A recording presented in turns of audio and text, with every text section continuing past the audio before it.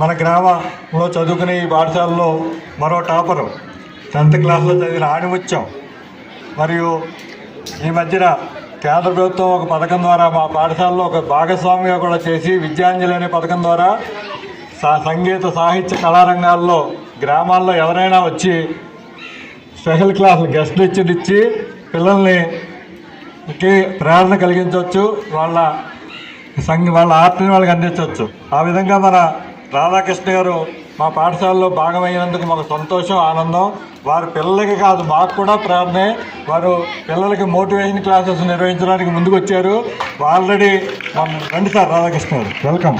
రాధాకృష్ణ గారు మన 10th class పిల్లలకి ఒక మోటివేషన్ క్లాస్ నిర్వహించడమే కాకుండా వాళ్ళకి చక్కటి మొదటి స్థానం పొందిన విద్యార్థులు ప్రోత్సహించడం కోసం బహుమతులు, వాళ్ళు ఎలా మేము చదువు చెప్తాం కానీ వాళ్ళు దాన్ని ఎలా సక్రమంగా దాన్ని వినియోగంలో పెట్టి చక్కటి మంచి అలవాట్లు కలిగి మంచి మార్కులు కూడా సాధించగలగడానికి అవసరమైన చక్కటి మాటలు చెప్పిన రాధాకృష్ణ గారు ప్రతి నెల వారు ఒకరోజు మా పాఠశాలకు వచ్చి 10th క్లాస్ విద్యార్థులకి మోటివేషన్ సహకరిస్తున్నారు.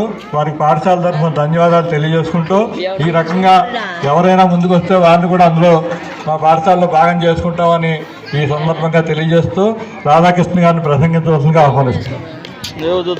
Thank you sir. సభాధ్యక్షులైన హెచ్ఎం సార్కి మరియు వేదికను అలంకరించిన అతిరథ మహారథులందరికీ మరియు కార్యక్రమానికి విచ్చేసిన తల్లిదండ్రులకు, గ్రామస్తులకు, చిన్నారులకు అందరికీ కూడా 78వ స్వాతంత్ర దినోత్సవ శుభాకాంక్షలు తెలియజేసుకుంటున్నాను. నేను సార్ చెప్పినట్టు అనుకున్నాను. యాక్చువల్గా నేను పిల్లలకి ఏదైనా చెయ్యాలి, గిఫ్ట్ ఇస్తే ఏముందంటే రిజల్ట్ వచ్చిన తర్వాత ఇచ్చే గిఫ్ట్ నాకు సాటిస్ఫాక్షన్ అనిపించలేదు. రిజల్ట్కి ముందు ఏదైనా ప్రయత్నం చేసి పిల్లల్లోంచి ఆణిముత్యాలను బయటకు తీయాలని చెప్పేసి నేను అనుకున్నాను. అప్పుడే ఆ పథకం వచ్చిందన్నారు. వెంటనే నన్ను రిజిస్టర్ చేసినందుకు మరి ఇక్కడ ఉపాధ్యాయ బృందం అందరికీ కూడా నేను ధన్యవాదాలు తెలియజేసుకుంటున్నాను, సహకరించారు. అదేవిధంగా నేను ఏదైతే చేయాలనుకున్నానో దానికి మట్టిలో మాణిక్యాలు అని చెప్పి పేరు పెట్టాను. ఆ మట్టిలో మాణిక్యాలు ఎవరో కాదు, మీరే. ఖచ్చితంగా మీరందరూ మాణిక్యాలే. కానీ ఏంటంటే ఇప్పుడు మీకోటి ఏంటంటే ఇప్పుడు సార్ చెప్పారు మనకి స్వాతంత్రం ఎందుకు వచ్చింది అంటే బ్రిటిష్ వారు మన దేశానికి సంపదను కొలగొట్టడానికి వచ్చారు. ఆ సంపదను కొలగొట్టడానికి వచ్చిన బ్రిటిష్ వారితో మన స్వాతంత్ర సమర యోధులు అహింసా మార్గంలో పోరాడి స్వేచ్ఛావాయువులు మనకు అందించారు. కానీ మనం స్వతంత్రం యొక్క విలువని ఎంతవరకు కాపాడుతున్నాం అనేది ఒక్కసారి ఆలోచించండి మీరు. ఎందుకంటే మనం ఇదివరకు మన దేశంలో సంపద ఉంది కాబట్టి మన దగ్గర కొల్లగొట్టడానికి బ్రిటిష్ వాళ్ళు వచ్చారు. మన భారతదేశం అనేది మేధావుల గనండి, మేధావులను తయారు చేసే ఒక కార్ఖానా. ప్రపంచంలో అన్ని దేశాల దృష్టి ఎక్కడ ఉందంటే భారతదేశం మీద. ఇదివరకు సంపద మీద ఉండేది, ఇప్పుడు మేధావుల మీద ఉంది. ఈ మేధావుల్ని ఏ విధంగా కొల్లగట్టాలి అంటే తయారయ్యే ఆణిముత్యాలు మీరే. కానీ మిమ్మల్ని ఎలాగంటే టెక్నాలజీ పరంగా YouTube, Instagram, Facebook, PUBG, free fire ఇలా గేముల ద్వారా మీ యొక్క నాలెడ్జ్ని అనగదొక్కే కార్యక్రమం జరుగుతుంది. అది మీ ఎవ్వరికి తెలియట్లేదు.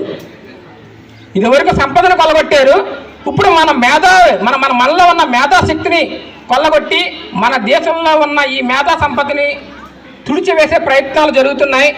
మళ్ళా మనం బానిసలుగా మారకూడదు అంటే మీరు చేయాల్సిన పని ఏంటంటే మీరు ఏదైతే టెక్నాలజీని మనకి విదేశీ వాళ్ళు అందిస్తున్నారో, యూట్యూబ్ మంద కాదు, అమెరికాది, పబ్జి మంది కాదు, ఇన్స్టాగ్రామ్ మంది కాదు, ఇవన్నీ విదేశీ కంపెనీలు. అక్కడ బ్యాన్ చేశారు కొన్ని. కానీ మనం ఏం చేస్తున్నాం, వాటిల్నే అనుసరిస్తున్నాం. అనుసరించడం తప్పు కాదు, కానీ అందులో ఉన్న మంచిని హంసలాగా పాలు నీళ్లు ఎలా వేరు చేసినాయో మంచిని మీరు తీసుకొని మన దేశాన్ని మళ్ళా బానిసత్వం దారిన పడకుండా మేధాశక్తిని ఉపయోగించుకొని ఇతర దేశాల్లో మన మేధాశక్తి ఉపయోగపడేలాగా మీరు తయారవుతారని మనస్ఫూర్తిగా కోరుకుంటూ, యాక్చువల్గా ఇంకొక చిన్న ఏం చెప్పాలంటే వక్తలకి మన శాస్త్రీరావు గారు మొదటి ప్రైజ్ ఇస్తున్నారండి. నాకు చాలా సంతోషం సార్ అది. ఎందుకంటే ఫస్ట్ స్కూల్లో మీటింగ్ ఆగస్టు 15 జరుగుతుందంటే నేను కూడా వచ్చి ఖచ్చితంగా అటెండ్ అవ్వాలని, ఈ కార్యక్రమం పండగలాగా అనిపిస్తుంది, ఖచ్చితంగా వచ్చేవాడిని. శాసకీయరావు గారు మాట్లాడారంటే ఇంకెవరో మాట్లాడడానికి అవకాశం ఉండేది కాదు. ఈరోజు నేను కూడా మాట్లాడగలుగుతున్నానంటే మొదటి ఇన్స్పిరేషన్ ఆయనే నాకు. ఎట్లా క్లాస్ కొట్టాలి ఆయనకి.